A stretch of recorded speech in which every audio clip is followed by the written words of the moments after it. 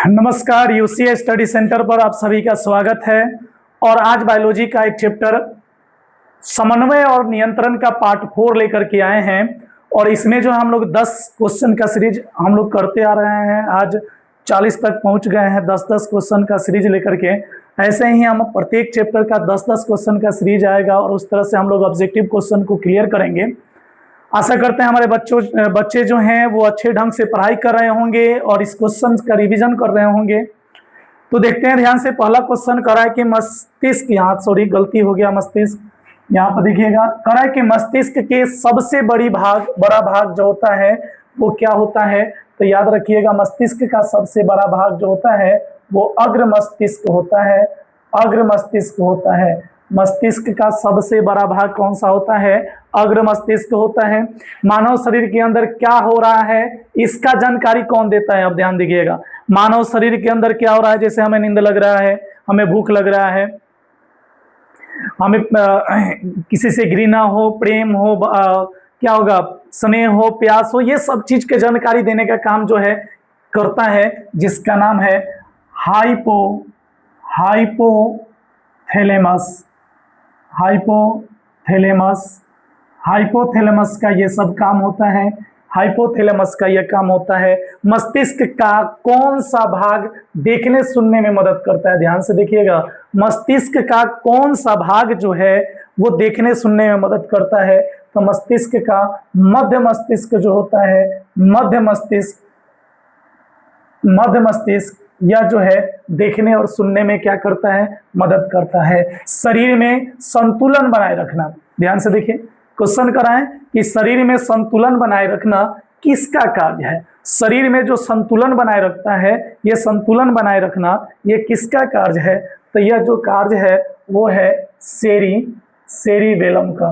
किसका कार्य है? सेरिबेलम का कार्य है। सेरिबेलम में क्या होता है? शरीर को क्या बनाए रखना? संतुलन बनाए रखने का काम करता है। कह रहा है कि 12 जोड़ी नसों के संग्रह को क्या कहेंगे? 12 जोड़ी नस जो के संग्रह को जो है हम लोग नाम देते हैं, याद होगा या फिर आपको पता होगा कि 12 जोड़ी नसों का जो संग्रह होता है उसको हम लोग कहते हैं मेरुरज्जु। क्या बोलते हैं? मेरुरज्जु बोलते हैं। क्या बोलते हैं इसको? मेरुरज्जु बोलते हैं। ग्रंथि से क्या निकलता है? यहाँ देखिए ध्यान से, कह रहा है कि ग्रंथि से क्या निकलता है।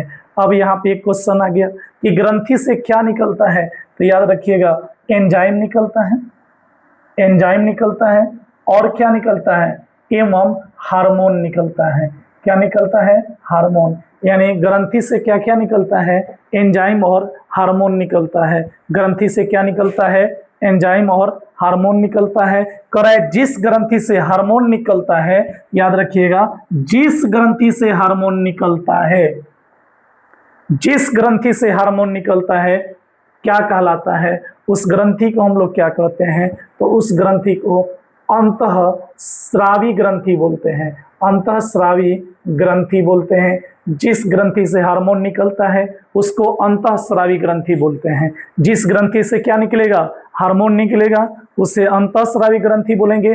और कह रहा है कि जिस ग्रंथि से एंजाइम, सॉरी क्वेश्चन नंबर इसके ऊपर है 38, जिस ग्रंथि से एंजाइम निकलता है, जिस ग्रंथि से एंजाइम निकलता है उसे क्या कहते हैं? तो इसे बहिस्रावी ग्रंथि बोलते हैं। बहिस्रावी ग्रंथि बोलते हैं, कहते हैं। जिस ग्रंथि से एंजाइम निकलेगा उसे बहिस्रावी ग्रंथि कहेंगे। अब देखिए, हम अभी क्या बात किए? बात किए कि जिससे हार्मोन निकलेगा अंतःस्रावी ग्रंथि, जिससे एंजाइम निकलेगा बहिस्रावी ग्रंथि, और जिससे दोनों निकले हार्मोन और एंजाइम दोनों निकलता है उसको क्या कहेंगे? मिश्रित ग्रंथि बोलते हैं। क्या बोलते हैं उसको? मिश्रित ग्रंथि। उसको क्या बोलते हैं दोस्त?